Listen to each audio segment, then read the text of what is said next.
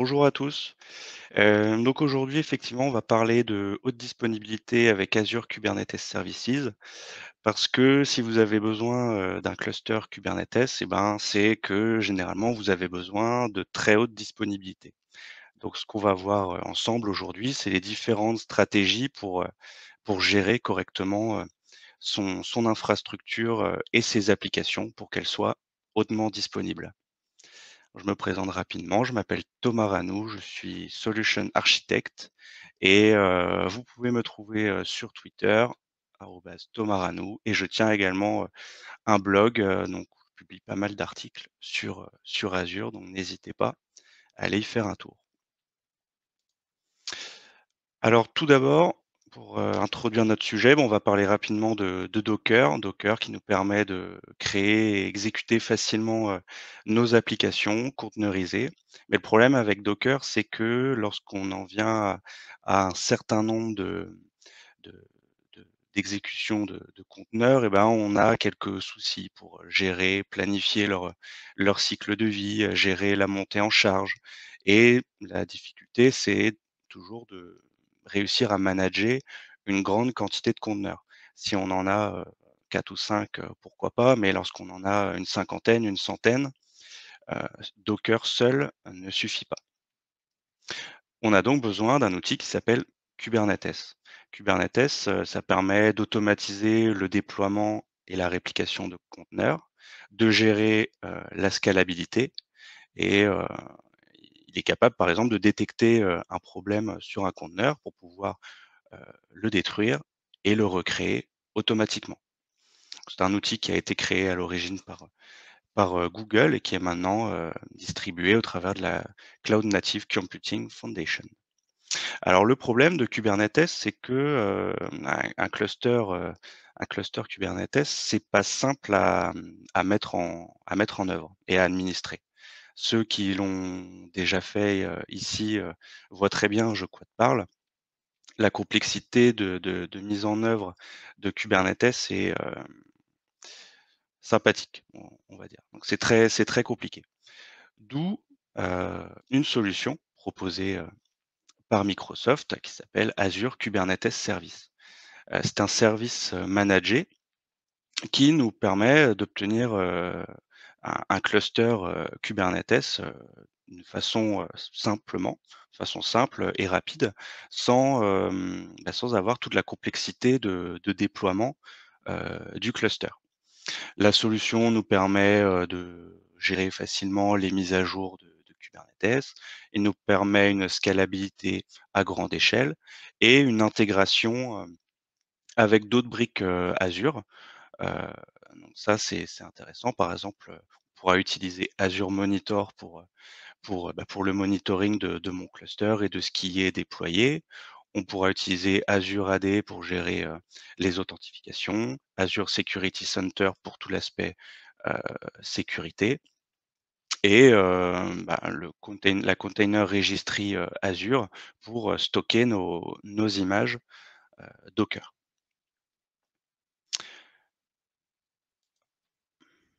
Au niveau architecture, un cluster Kubernetes, ça se présente sous cette forme.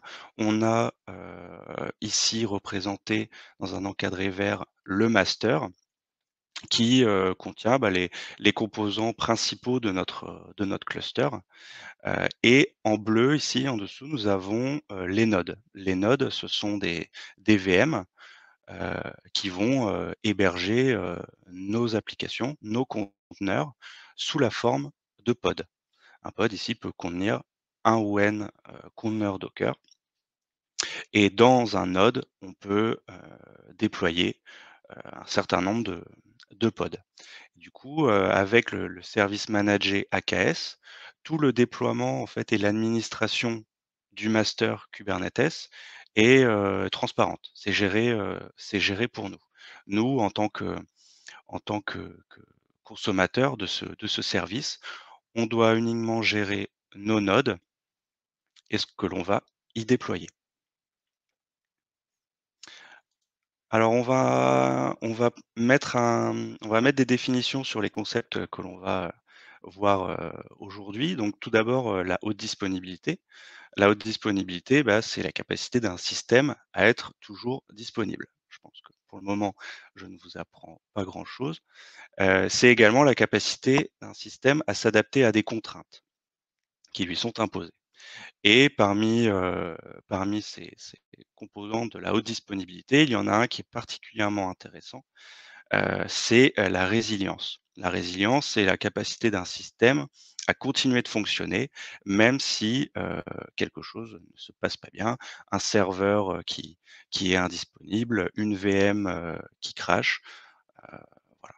Et c'est également la capacité du service à revenir dans un mode de fonctionnement nominal, de façon automatisée. Donc c'est-à-dire sa capacité se à retrouver son état, stable, d'origine. Donc maintenant, ce que l'on va voir ensemble, c'est les différentes, manières, d'obtenir cette haute disponibilité et de gérer cette résilience avec Azure Kubernetes Services.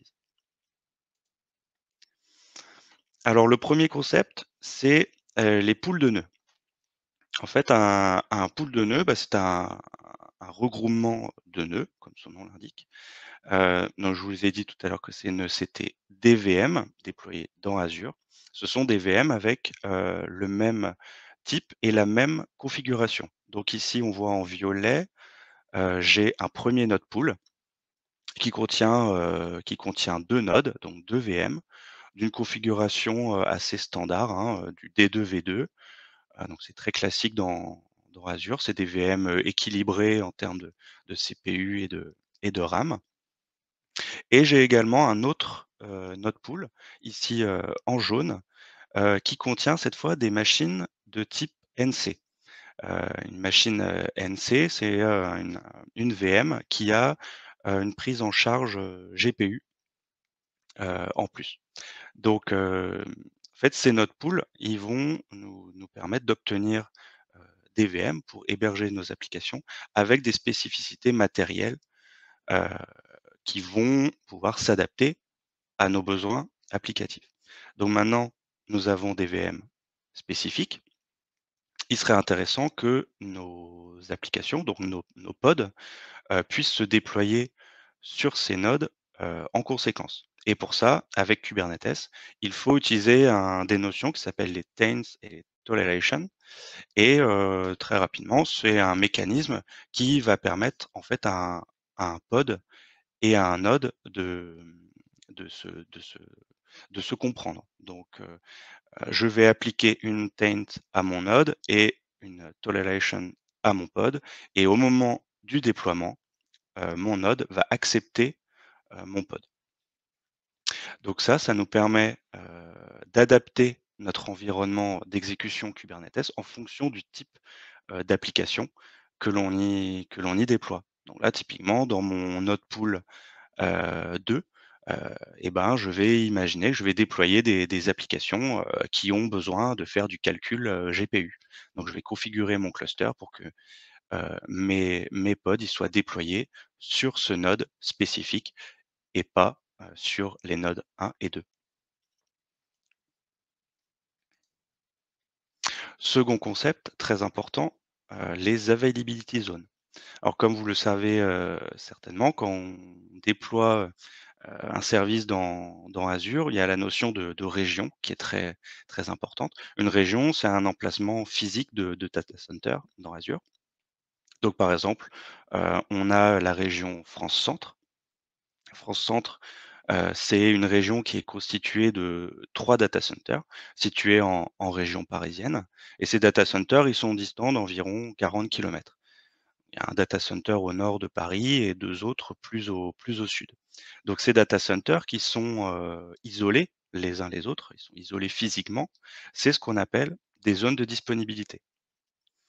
Donc ici, avec Kubernetes, l'intérêt, c'est que les nodes, de notre cluster, on va pouvoir les déployer, sur, chacune des zones de disponibilité. Donc il y aura ici pour mon exemple, il y aura un node de mon cluster sur chaque zone. Vous voyez ici, j'ai zone 1, 2 et 3. Hem, Ça, bah, ça va nous permettre de nous prémunir de l'indisponibilité d'une zone, d'un data center. Heu, Au contraire, si j'avais déployé tous mes nœuds sur le même data center et pour une raison ou pour une autre, imaginons mon data center n'est plus, disponible et bah, tous mes nœuds sont inaccessibles parce qu'ils sont tous déployés au même endroit. Là, dans mon cas, j'ai un nœud sur chaque zone, donc si un des data centers de la région est indisponible, il y a une panne de réseau, une panne électrique, peu importe et ben j'ai 2 autres nodes qui sont déployés sur les 2 autres zones de ma région France Centre et ma continuité de service est assurée. Alors attention, il y a une condition tout de même, c'est qu'il faut bien sûr que mon application, y ait, suffisamment, de réplicas, heu, de déployés sur mon cluster et que ces réplicas, ils soient dispatchés, dans les différentes zones de disponibilité. Alors avec Kubernetes, c'est un mécanisme qui est, quand même, natif, mais nous, si on veut s'assurer d'une haute disponibilité, il peut être intéressant de contrôler la répartition, des pods sur ces nœuds pour garantir qu'ils soient déployés de façon optimale. Là, typiquement, avec un déploiement, multizone, il peut être intéressant d'influer sur cette, répartition pour qu'il y ait au minimum, par exemple, heu, 2 pods de mon application sur chacun, heu, sur chacune des zones, de ma région. Et pour ça, avec Kubernetes, il faut utiliser la notion de topologie spread constraint. Donc ça, c'est à spécifier lors du déploiement, que vous voulez, utiliser cette notion pour influer sur le déploiement de vos pods et la répartition sur les nodes. Alors si on veut aller encore plus loin et se prémunir de l'indisponibilité d'une région entière, comme France Centre, imaginons, heu, on peut imaginer déployer, 2 clusters AKS sur 2 régions différentes. À ce moment-là, on pourra utiliser un autre composant Azure qui s'appelle Azure Traffic Manager pour contrôler en fait la répartition, du trafic réseau sur, chacun de mes 2 clusters. Le trafic, il pourra être routé en fonction, du temps de réponse, de mes clusters ou en fonction de critères, géographiques pour connecter un utilisateur à la région la plus proche de chez lui, par exemple. S'il y a un problème sur une région, ma région 1 ici, elle est, complètement indisponible et ben, à ce moment-là, mon traffic manager va router l'ensemble du flux sur mon cluster dans ma région 2. Alors attention, là, ça veut bien dire qu'il faut gérer, 2 clusters AKS. C'est une approche qui permet également d'optimiser, les performances, hein. Si vous avez des clients de votre application, sur, l'ensemble du globe, ça peut être intéressant de déployer un cluster en Europe et un autre aux États-Unis, par exemple. Pourquoi pas? Pour optimiser les perfs.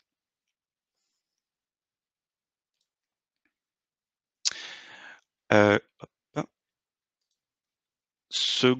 Nouveau, composant, on va parler du Uptime SLA. C'est un mécanisme qui est disponible dans AKS depuis peu pour garantir en fait la disponibilité de l'API serveur Kubernetes. C'est le composant ici dans le master. Hem, En fait, il ce composant API serveur, il est, critique puisque c'est lui qui concentre l'ensemble des sollicitations du cluster. Donc il faut qu'il soit disponible. Et donc avec cette offre Uptime SLA, on peut, obtenir un SLA de 99,9 sur cet API serveur et pour ça, et ben, mon master, en fait, il va être répliqué, sur des availability sets. Ce sont des zones, d'un data center qui garantissent que les mises à jour vont, être appliquées, à des moments différents, qu'on va avoir une alimentation électrique spécifique et une gestion du réseau spécifique, également. Donc Le contrat de SLA dans ce type de déploiement, il est de 99,9 et si vous utilisez en plus des availability zones, là, on monte à 99,95. Donc ce qui correspond à maximum 20 minutes d'indisponibilité, heu, par mois. Donc derrière, on voit qu'on a plusieurs, niveau infrastructure, on a plusieurs masters de déployer avec un mécanisme de failover tout à fait classique, entre les instances. Le coût de cette, option est d'environ 10 centimes par heure, par cluster et c'est une fonctionnalité qui a été mise en place parce que, hem, il y a des voilà, pour certains clients, c'est important d'avoir, cette disponibilité contractuelle de positionner sur le cluster pour des sur les services Azure qu'ils utilisent, ils exigent, pour des notions d'assurance, ils exigent le positionnement, d'un SLA. Donc d'où la présence de cette offre. Alors je vous rassure, même si on n'utilise pas ce uptime SLA, il y a des mécanismes de réplication du master et de failover qui sont gérés. Mais ici, le propre de cette offre, c'est que c'est contractuel entre Microsoft, heu et nous. Et ça, comme je l'ai dit, pour certains clients, c'est très important. Le Uptime SLA, donc voilà, si mon master ici, heu, est indisponible et ben j'ai le second master représenté en vert ici qui va prendre le relais pour continuer à, à à gérer mon cluster Kubernetes et faire en sorte qu'il soit toujours disponible.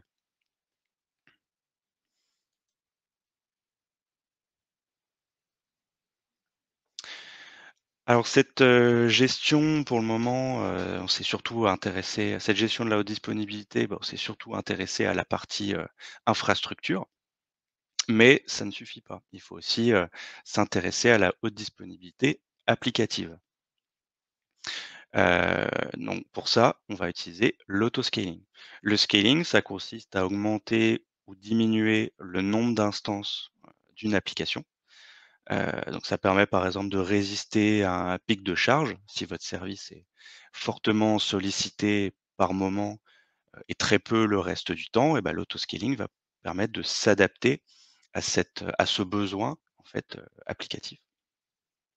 Et pour ça, on peut configurer dans Kubernetes, l'upscale et le downscale de ces pods, pour s'adapter, en temps réel aux besoins de nos utilisateurs.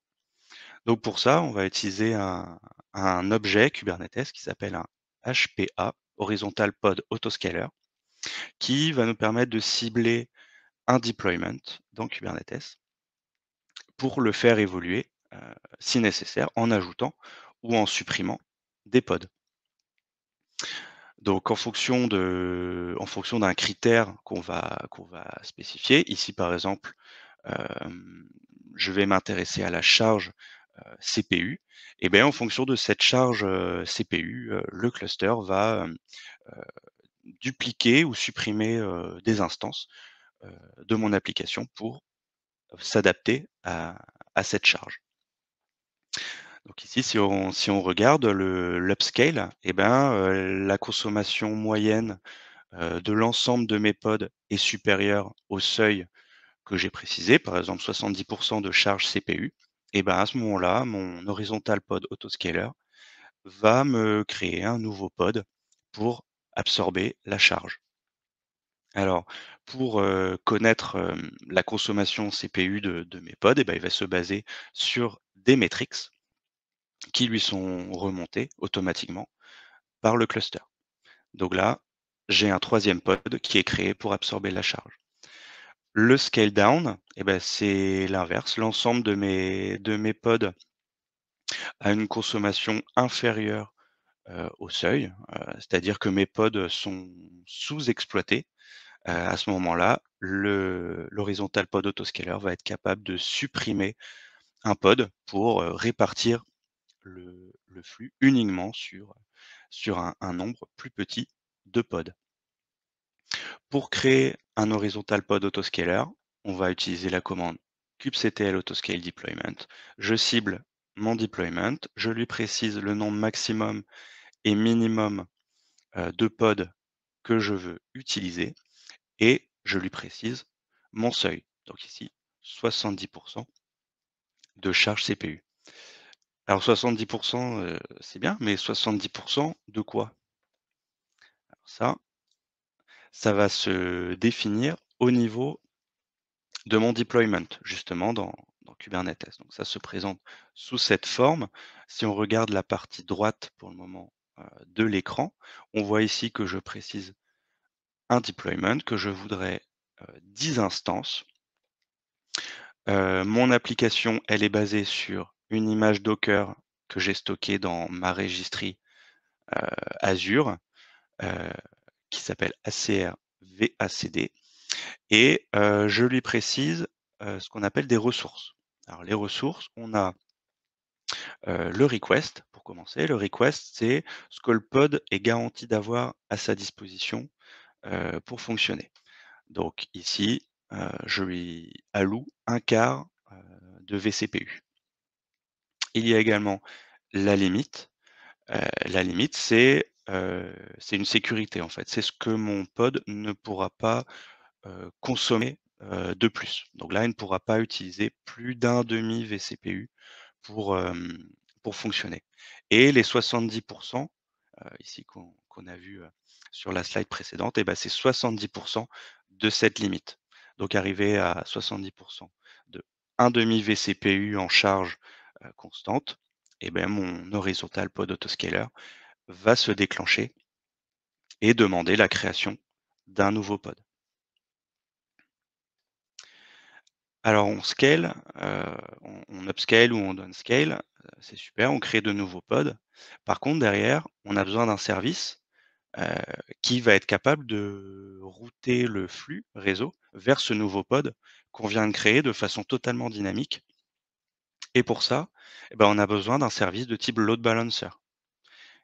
Ça, c'est une fonctionnalité native Kubernetes et c'est grâce à ce load balancer que, à la création d'un nouveau pod et ben, le flux réseau va automatiquement être redirigé, heu, vers ce pod et c'est ce service qui fait que, beh, le scaling, il est totalement transparent pour l'admin, système et pour les utilisateurs. C'est-à-dire que moi, au niveau infra, je n'ai absolument rien à faire, pour, indiquer au cluster qu'un nouveau pod a été créé et que maintenant il faut lui rediriger du trafic. C'est automatique. Alors par contre, ce qu'il faut qu'on gère, c'est, le la disponibilité, de mes pods et pour ça, il faut utiliser ce qu'on appelle des probes. Alors ici, je vous montre sur la partie gauche le liveness probe. Alors le liveness probe, c'est un test, de vie de mon pod.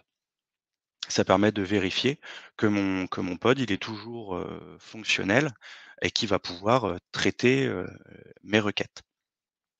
Donc ici, mon test de vie, bah, ça se fait, via l'API else z ici, et si, Kubernetes a un retour 200 à cette, sollicitation, ça veut dire que mon pod est opérationnel et peut continuer à recevoir du trafic. S'il reçoit autre chose que 200, mon pod va être supprimé, heu, et recréé automatiquement par le cluster.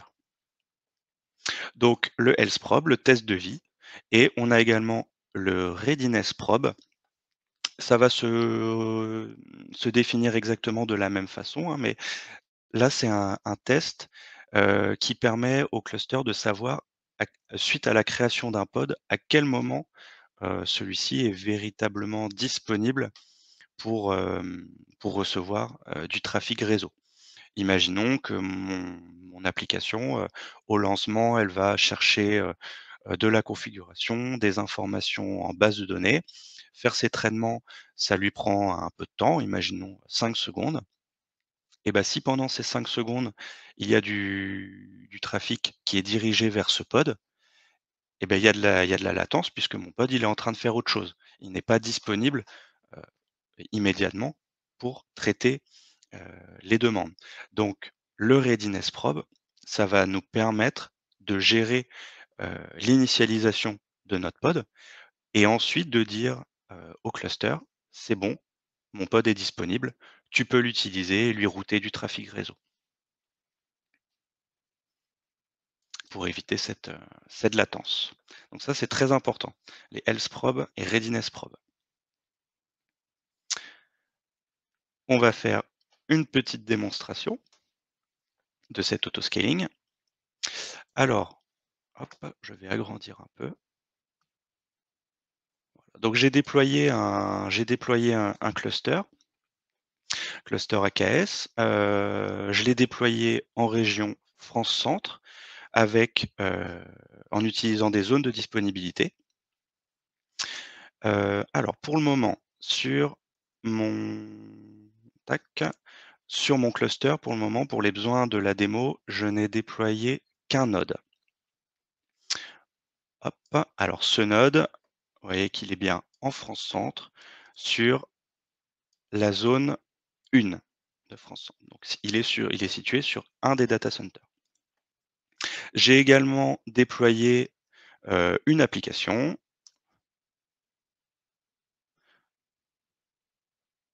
Voilà, donc j'ai une application .NET Core qui est accessible au travers de l'IP 20.74.2.187. Vous pouvez la pinguer chez vous si vous le souhaitez et j'ai, 5 pods pour, heu, pour hoster cette application. Donc pour le moment, ces pods, voilà, ils sont running et ils sont tous du coup hébergés, sur ce node. J'ai configuré, un autoscaling via la commande, hop, kubectl autoscale deployment. Donc j'ai précisé qu'au maximum je voulais 100 pods, au minimum 5 et que la limite, de charge CPU c'était 10. Ici j'ai précisé, volontairement une limite assez basse puisque je veux que ça scale et maintenant ce que je vais faire, c'est que je vais lancer un test de charge via un petit outil ici que j'ai, sur une VM, dans Azure, un outil qui s'appelle Vegeta. Donc les amateurs de Dragon Ball apprécieront et en fait, c'est un outil de test de charge donc il va ici j'ai demandé, 5000 requêtes par seconde pendant 5 minutes sur mon cluster et du coup, ce que je veux vous montrer, c'est la mise à l'échelle de mon application pour, heu, répondre à cette demande. Donc on va laisser ça se dérouler et je vais vous montrer une dernière fonctionnalité que j'ai également mise en place ici pour ma démo, c'est le cluster autoscaler. Alors le cluster autoscaler et ben, de la même manière que le l'autoscaler de pod permet de dupliquer des pods et ben, ici le cluster autoscaler, il me permet d'augmenter ou de diminuer automatiquement la taille, heu, de mon pool de nœuds et donc d'instancier automatiquement, des nodes pour pouvoir héberger des pods. Alors comment ça fonctionne? Hop, oui, ici ça tourne bien. Si mes pods, ici vous voyez j'ai un pod qui est dans un statut, pending. En fait, il ne peut pas être démarré parce qu'il n'y a pas de puissance, disponible, sur mes 2 nodes actuellement, déployés. Vous vous rappelez, c'est le request que je vous ai montré tout à l'heure et bah, si ce request n'est pas disponible sur, mes nodes et bah, l'autoscaler de cluster, il va nous permettre d'ajouter automatiquement un node pour augmenter la taille de mon node pool. A contrario, si mes nœuds sont sous-utilisés et que l'ensemble de mes pods pourraient tourner sur un nombre de nodes, inférieur, et ben le cluster va déplacer mes pods, heu, d'un node à un autre avant de le supprimer. Ici, vous voyez, je vous ai indiqué la commande pour gérer l'autoscaler du cluster. Donc je peux faire un AZ AKS update sur mon cluster, lui renseigner, le paramètre enable cluster autoscaler, préciser un nombre minimum et un nombre maximum de nodes. c'est très important. Le nombre minimum de nodes, forcément, faut pas que ce soit un, puisque nous, on veut de la haute disponibilité, donc minimum 2 ou 3. Et puis, au maximum, en cas de forte charge, on pourra monter à 5. Alors, il faut faire attention à la taille, de votre node pool, dans le sens où il faut réussir à trouver quand même un équilibre entre, bah, cette haute disponibilité et le coût de votre cluster, puisque, le pricing en fait de votre service AKS va se faire au niveau, de vos nodes. Vu que ce sont des machines virtuelles Azure, vous allez, payer chacune, heu, de ces machines.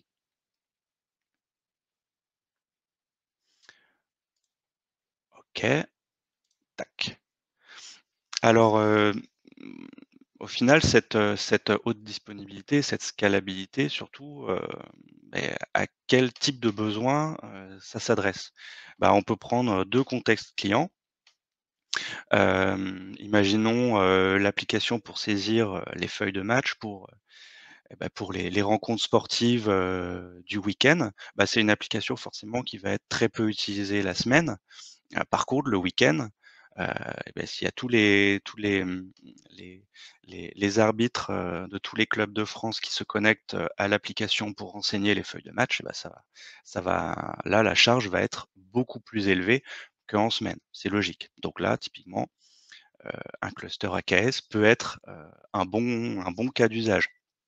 Pareil, un site, de e-commerce, on a un trafic nominal sur une journée standard, et puis, il y a des événements comme le Black Friday ou plus récemment la sortie de la PS5.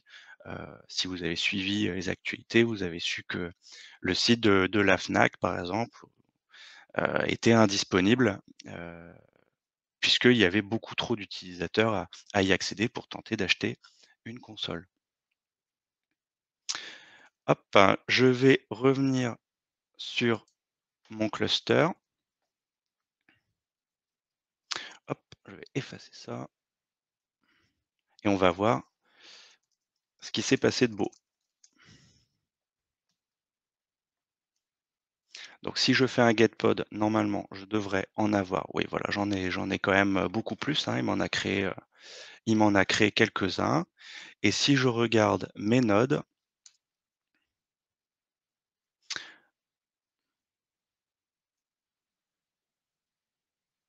voilà, bah, il m'en a créé 5. Voilà, il a eu besoin de 5 nodes pour déployer l'ensemble de mes pods ici. Donc voilà, mes nodes ont été créés automatiquement, et si on regarde, hop, je vais couper celui-ci d'abord.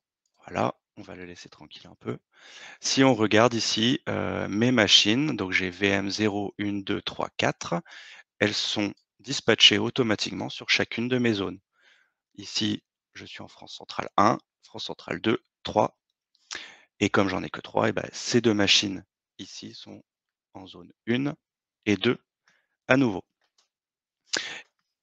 Également, mes pods, si je regarde, cette commande va peut-être prendre un petit peu plus de temps, et bah, ces mes pods, ils vont être automatiquement dispatchés sur chacun de mes nodes. Alors il y en a beaucoup, donc il a beaucoup de choses à afficher.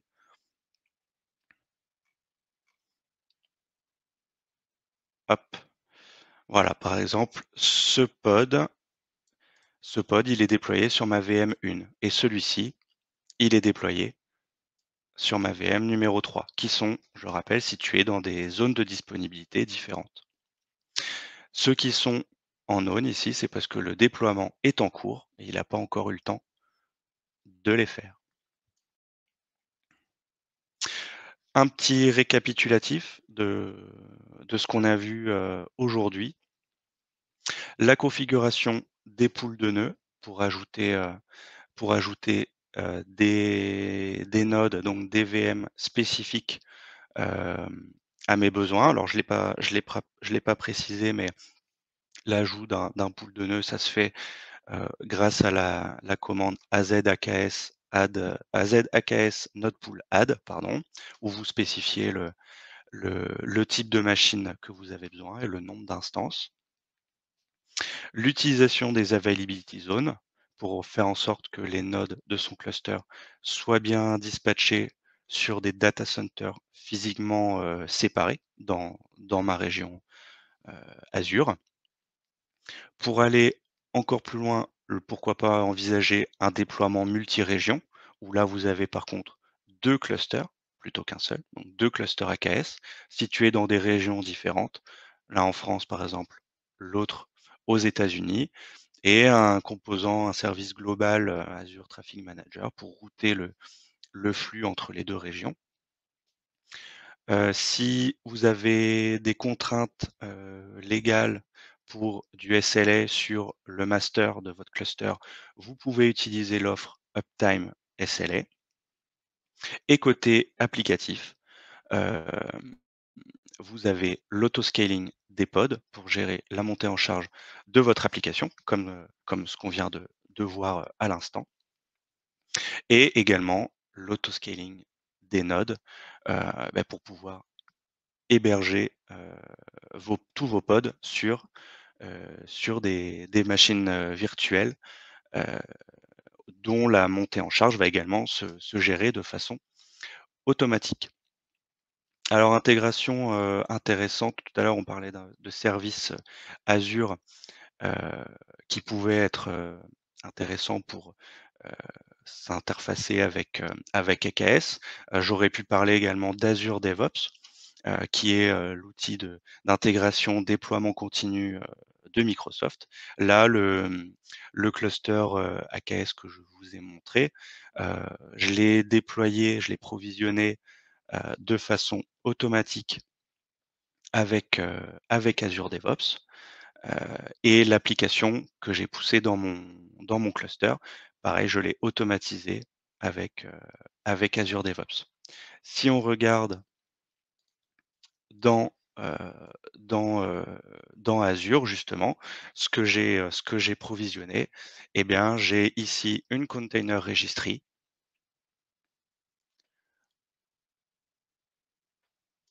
avec dans le repo mon application que j'ai déployée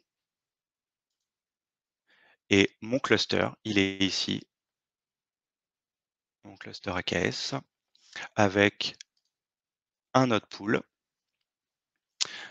déployé sur des zones de disponibilité et actuellement j'ai 5 nœuds qui tournent.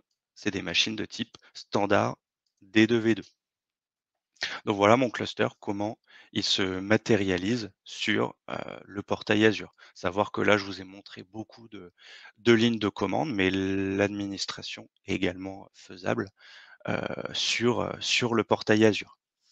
Hem, on a parlé d'Azure Monitor tout à l'heure. Azure Monitor, comment ça s'interface avec, mon cluster? Et ben, on va l'activer tout de suite. Vous voyez sur le portail, c'est très facile à faire, mais en ligne de commande, c'est également possible. Voilà, donc là, je l'ai activé sur le portail et je vais arriver tout de suite sur, une interface, heu me permet une, visualisation de mon cluster au niveau usage, CPU, utilisation mémoire, heu et les informations, je vais les avoir au niveau de mon cluster, mais également au niveau, de mes nodes, hop, et de mes déploiements. Il va pouvoir m'afficher tous mes pods. Voilà, application .NET Core. Si on regarde ici d'ailleurs, on constate, qu'au niveau scalabilité, je suis redescendu en fait à 5 pods puisque je n'avais plus besoin d'autant de pods pour, accueillir, ma charge réseau, donc c'est redescendu automatiquement. Hop, c'est redescendu automatiquement et voilà, on a fait un petit tour rapide sur Azure Monitor. Hem, mais du coup, j'ai fait le tour de ma présentation. Hop, merci à tous.